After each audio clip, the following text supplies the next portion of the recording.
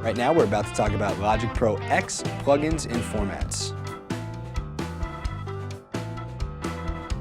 Alright, so now I'm in Logic's main window and I have a multi-track session open.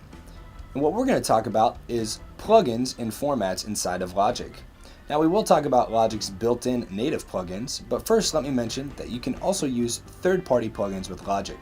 As long as your plugin is in an audio unit format, or AU, it will open up inside of Logic. So let's go ahead and talk about some of the native plugins that come with the Logic software. The first one we'll talk about is an EQ. So let's go ahead and select our lead vocal track. We're going to solo it. And then when we go over to the inspector, we'll see the lead vocal channel strip. We're going to go to Audio Effects, scroll down to EQ, select Channel EQ, and then we'll hit Mono.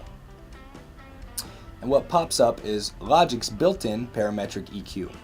Now this is a 6-band parametric EQ, and that's not counting the low pass and the high pass filter. The low EQ and the high band are shelving filters, while everything in between are peak EQs. Now if we want to use a high pass filter, it's really simple to just go up here and click it on, and you'll see this red curve show up. From here I can adjust my filter's cutoff frequency by dragging here or by going down to this box and just selecting its frequency. I can adjust its slope. I can even fine-tune it to add a bit of resonance. Let's go ahead and close this EQ. And now we'll talk about another plugin that comes with Logic, which is Logic's built-in compressor.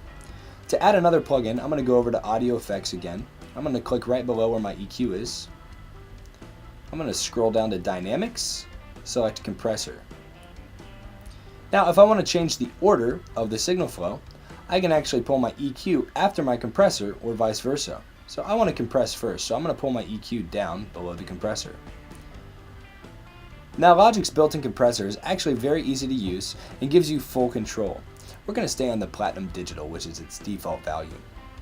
Now from here we can fully adjust any of our compressor settings, which would be the threshold, the ratio, or the makeup gain, as well as any fine-tuning adjustments like the knee, the attack, and the release. Logic's built-in compressor also has a built-in limiter inside of it if you want to kind of crush any peaks that come over what you don't want. Logic's built-in compressor also gives you full ability to sidechain from any of your other tracks in the track list so that the compressor is activated from another signal. Hey, you've been talking with me, John, here at the SAE Institute, and we just covered Logic plugins and formats. For more tutorials like this one, please visit usa.sae.edu.